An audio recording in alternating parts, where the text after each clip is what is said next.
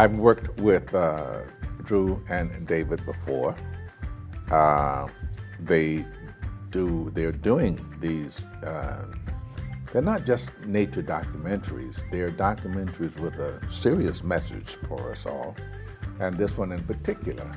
First of all, they're going to learn about lemurs, and they're going to learn that there's many, many different species, and I hope it's also obvious that they are critically endangered and they really need our help.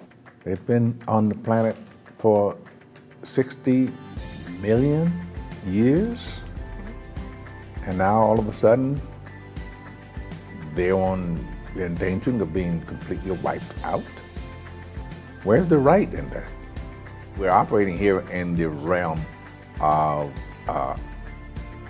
other creatures, their livelihoods, their habitats, their problems. I didn't know, for instance, that lemurs were the oldest living primates. I had no idea.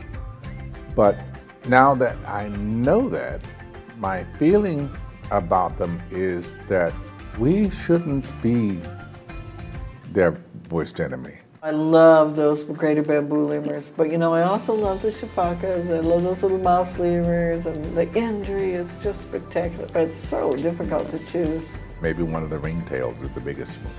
It was really fun to work with Drew and David because I would say, they would ask me a question. I would give an answer which was about scientific jargon in my answer, and then they would sit, they wouldn't say anything for a minute, and then they would take what I had said and they would translate it into something really kind of cool.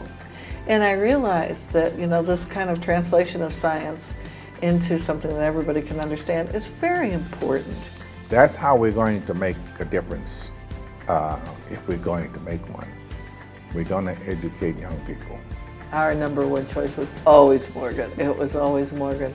But we weren't sure whether he was going to be available, whether he'd do it, and we were on pins and needles really waiting for his answer.